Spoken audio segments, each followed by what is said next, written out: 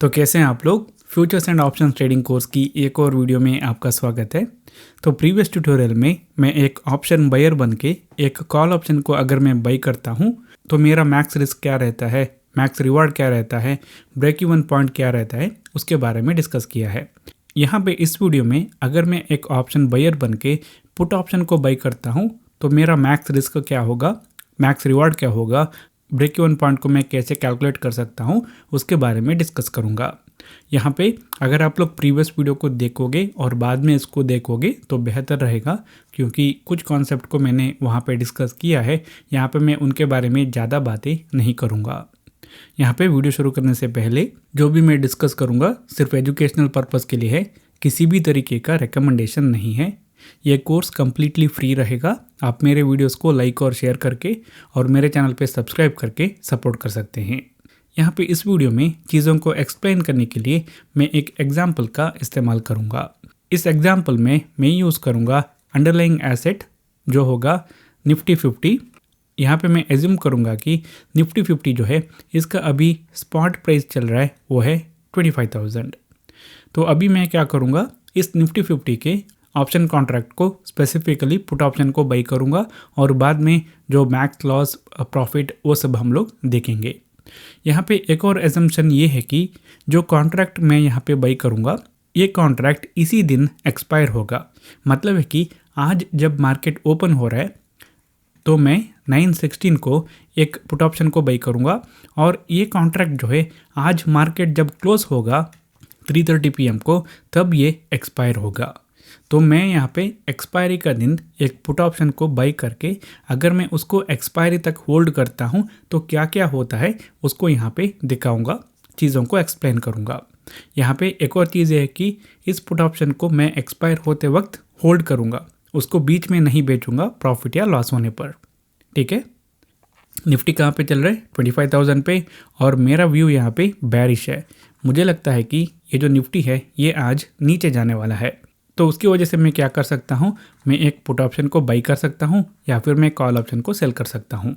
यहाँ पे हम लोग ऑप्शन बायर के बारे में बात कर रहे हैं, उसकी वजह से मैं यहाँ पे पुट ऑप्शन को बाई करूँगा और एग्जाम्पल को दिखाऊँगा।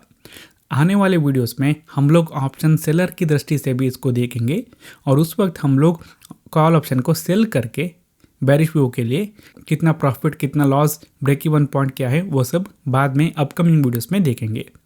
ठीक है। तो अभी हम लोग यहाँ पे ये कह सकते हैं कि मेरा यहाँ पे बेरिश मार्केट व्यू है। उसके लिए मैं कैसा पोजीशन बिल्ड कर रहा हूँ, मैं एक पुट ऑप्शन को बाई कर रहा हूँ और यहाँ पे मैं ऑप्शन बायर हूँ। ठीक है। तो अभी यहाँ पे मैक्स रिस्क मुझे कितना हो सकता है, प्रीवियस वीडियो में हमने सीखा है कि ऑप्शन बायर जो है उसको मैक्स रिस्क क्या होगा, जो प्रीमियम पे किया है वो। और यहाँ पे मैं ये भी कह सकता हूँ कि ये जो मैक्स रिस्क है ये लिमिटेड है, क्योंकि ये जो प्रीमियम पे किया है इससे ज़्यादा यहाँ पे लॉस नहीं हो सकता। ठीक है।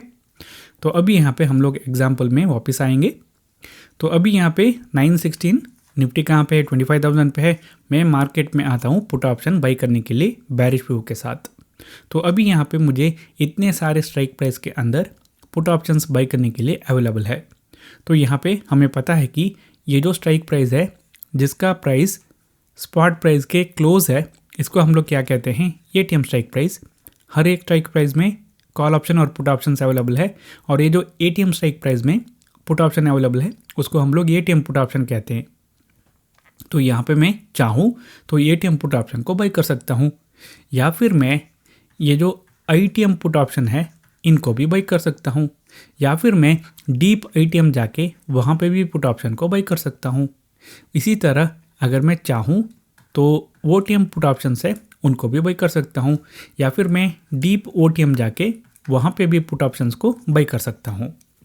यहाँ पे ये जो आईटीएम पुट ऑप्शन है इनके अंदर ऑलरेडी मनी है, इनके अंदर ऑलरेडी कुछ वैल्यू है, और ये जो ओटीएम और एटीएम पुट ऑप्शन है इसके अंदर अभी मनी नहीं है, अभी वैल्यू नहीं है। अगर मार्केट इस तरफ मूव करेगा तो यहाँ पे इसमें वैल्यू आ सकता है। ठीक है। तो एग्जाम्पल के लिए मैं क्या करूँगा, यहाँ पे मैं एटीएम पुट ऑप्शन को बाई करूँगा। तो यहाँ पे मैं 25,000 स्ट्राइक प्राइस के पुट ऑप्शन को बाई करूँगा। पुट ऑप्शन के लिए मैं पीई लिखता हूँ। ठीक है। तो अभी क्वेश्चन है कि यहाँ पे मैं कितने रुपये में इसको बाई करूँगा। हम लोग कहेंगे कि मैं यहाँ पे बाई करूँगा इसको 100 रुपीज़ में।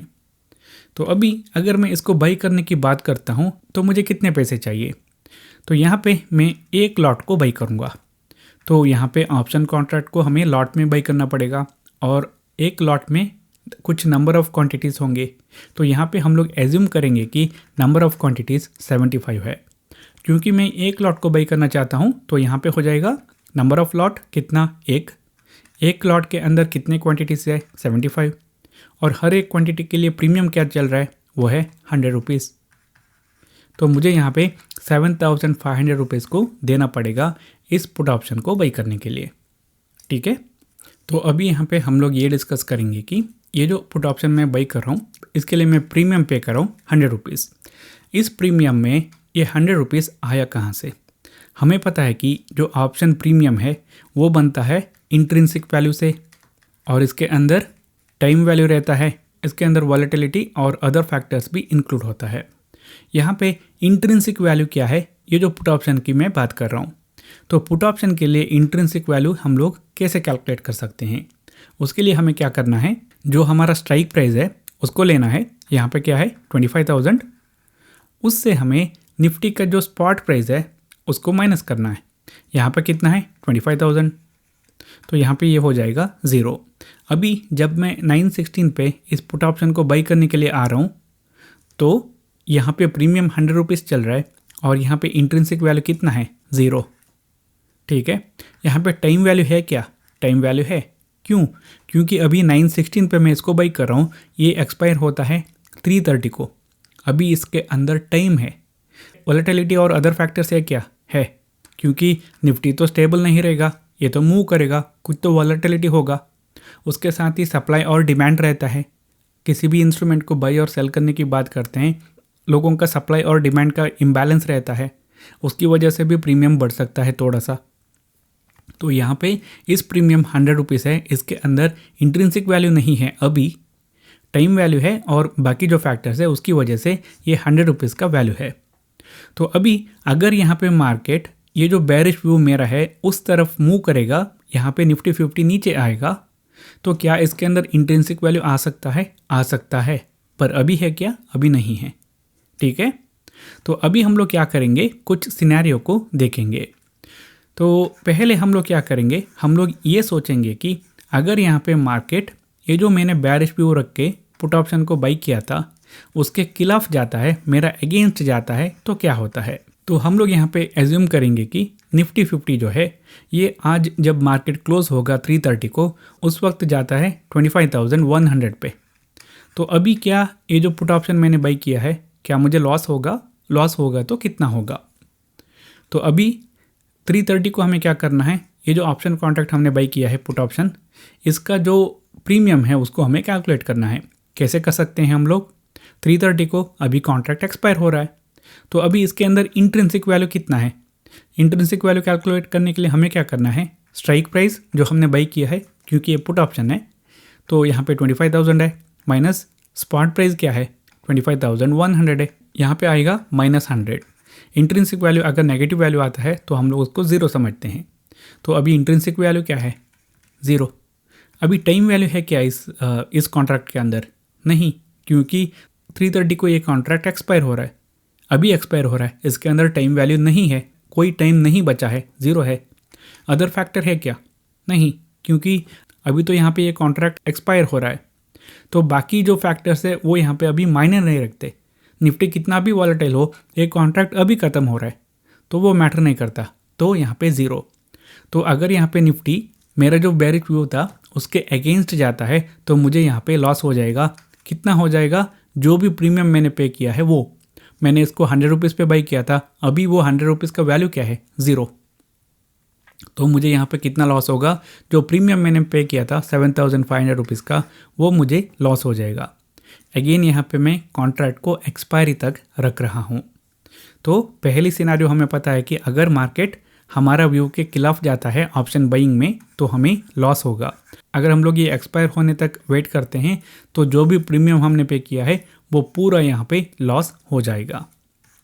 तो अभी नेक्स्ट सिनेरियो ये देखेंगे कि अगर यहाँ पे निफ्टी ज़्यादा मूव नहीं करता है और जहाँ पे हमने बाई किया है उसी एरिया में आके क्लोज करता है, मतलब है कि 330 को जब ये कॉन्ट्रैक्ट यहाँ पे एक्सपायर हो रहा है तो निफ्टी कहाँ पे है, 25,000 पे है। तो जब हम लोग इस कॉन्ट्रैक्ट को बाई कर रहे थे तब निफ्टी कहाँ पे था, 25,000 पे। तो यहाँ पे निफ्टी 25,000 पे क्लोज होता है आज का दिन खत्म होने तक, आज मार्केट क्लोज होते वक्त। तो अभी क्या होगा, अगेन हम लोग यहाँ पे 330 को ये जो पुट ऑप्शन हमने बाई किया है इसका प्रीमियम कैलकुलेट करेंगे। तो इंट्रिंसिक वैल्यू है क्या, नहीं, 25,000 minus 25,000, strike price minus current price, spot price 0 है। टाइम वैल्यू है, नहीं। अदर फैक्टर मैटर कर रहा है, नहीं। तो मतलब है कि जब यहाँ पे मैं एक ऑप्शन बायर हूँ और मार्केट जहाँ पे मैंने बाई किया वहीं पे रहता है, मेरे खिलाफ भी मूव नहीं करता, मेरे तरफ भी मूव नहीं करता, तो फिर भी मुझे लॉस होगा। कितना लॉस होगा, यहाँ पे प्रीमियम बन गया है 0। तो मैंने बाई किया था कहाँ पे, 100 रुपीज़ में, अभी इसका वैल्यू क्या है, 0। तो मुझे जो प्रीमियम मैंने पे किया वो यहाँ पे लॉस हो जाएगा। यहाँ पे इसको मैं एक्सपायरी तक होल्ड कर रहा हूँ, उसकी वजह से एक्सपायर होते वक्त यहाँ पे ये सिचुएशन है। तो अभी हमें पता है कि 2 सिनेरियो में ऑप्शन बायर को डिसएडवांटेज है, एक रिवर्स मूव आ जाए, उसके व्यू के खिलाफ मूव आ जाए, दूसरा मार्केट वहीं पे रहे। तो नेक्स्ट सिनेरियो हम लोग ये देखेंगे कि अगर यहाँ पे मार्केट, ये जो मेरा व्यू था कि मार्केट नीचे गिरेगा उसी डायरेक्शन में मूव करेगा तो क्या होगा। फॉर एग्जांपल हम लोग यहाँ पे ये सोचेंगे कि निफ्टी जो है 330 को कहाँ पे है, 24,850 पे है, ठीक है। तो अभी क्या मुझे प्रॉफिट होगा, अभी 330 है तो हम लोग फिर से ये जो पुट ऑप्शन हमने बाई किया है इसका प्रीमियम कैलकुलेट करेंगे। तो सबसे पहले इंट्रिंसिक वैल्यू, तो हमें क्या करना है, जो कॉन्ट्रैक्ट हमने बाई किया है स्ट्राइक प्राइस उसको लेना है 25,000। अभी निफ्टी कहाँ पे है, 24,850। तो अभी ये क्या हो जाएगा, 150, ठीक है। इंट्रिंसिक वैल्यू 150 है। तो यहाँ पे टाइम वैल्यू है क्या, नहीं, क्योंकि अभी तो एक्सपायर हो रहा है। कोई और चीज़ें यहाँ पे मैटर कर रहा है, नहीं, वो सब 0 है। तो यहाँ पे निफ्टी का प्रीमियम क्या रहेगा, 150 रुपीज़। तो जब यहाँ पे ऑप्शन एक्सपायर होगा उस वक्त उसके अंदर क्या वैल्यू रहेगा, उसका प्रीमियम क्या रहेगा, वो उसका इंट्रिंसिक वैल्यू रहेगा, ठीक है। तो अभी यहाँ पे आप लोग सोच रहे होंगे कि मुझे तो 150 पॉइंट का प्रॉफिट हुआ, क्या हमें 150 पॉइंट का प्रॉफिट हुआ, नहीं। क्यों, अभी इसका प्राइस क्या चल रहा है, 150। मैंने कहाँ पे बाई किया था, 100 रुपीज़ में। तो डिफरेंस क्या है, 50। मुझे कितना प्रॉफिट हुआ, 50 पॉइंट का। तो ओवरऑल मुझे कितना प्रॉफिट हुआ, यहाँ पे मैंने कितना लॉट बाई किया था, एक लॉट के अंदर कितने क्वांटिटी है, 75, और कितना पॉइंट मुझे अभी मिल रहा है, 50। इतना मुझे यहाँ पे प्रॉफिट हो रहा है। यहाँ पे क्या निफ्टी इससे भी ज़्यादा नहीं गिर सकता, गिर सकता है, और भी ज़्यादा गिर सकता है। हो सकता है कि ये 24,000 पे भी गिरे, वहाँ पे भी जाए। तो इस सिचुएशन में हम लोग ये कह सकते हैं कि जो प्रॉफिट जो हो सकता है ऑप्शन बायर को, वो है अनलिमिटेड इस सिचुएशन में। तो मैक्स रिवॉर्ड कितना हो सकता है, मैं यहाँ पे अनलिमिटेड लिखूँगा, पर सच में अनलिमिटेड है क्या, नहीं, क्योंकि एक दिन तो मार्केट यहाँ पे इस सिचुएशन में, इस एग्जांपल में 0 तो नहीं होगा। मार्केट डाउन तो जा सकता है पर 0 पे जाएगा क्या, नहीं। तो यहाँ पे मैं अनलिमिटेड लिख रहा हूँ पर एक्चुअली अनलिमिटेड है क्या, नहीं, ठीक है। तो नेक्स्ट हम लोग देखेंगे वो है ब्रेक इवन पॉइंट। तो अभी यहाँ पे ये ब्रेक इवन पॉइंट होता क्या है। तो यहाँ पे मैं आपसे पूछता हूँ, अगर निफ्टी यहाँ पे नीचे गिरता है और ये क्लोज कहाँ पे होता है, 24,900 पे, तो क्या मुझे यहाँ पे प्रॉफिट होगा। तो अभी यहाँ पे मैं क्या कर रहा हूँ, आज जब यहाँ पे निफ्टी क्लोज हो रहा है 330 को, उस वक्त निफ्टी कहाँ पे है, 900 पे है। तो अभी हमें 330 को कैलकुलेट करके देखना है कि जो कॉन्ट्रैक्ट हमने बाई किया है उसका प्रीमियम क्या रहेगा। तो सबसे पहले इंट्रिंसिक वैल्यू 25,000, अभी क्या चल रहा है, 24,900।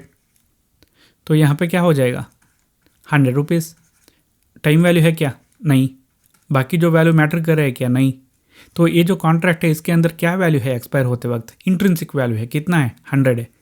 तो क्या मुझे 100 पॉइंट का प्रॉफिट हुआ, नहीं, क्योंकि अभी इसका प्राइस क्या चल रहा है, 100 रुपीज़।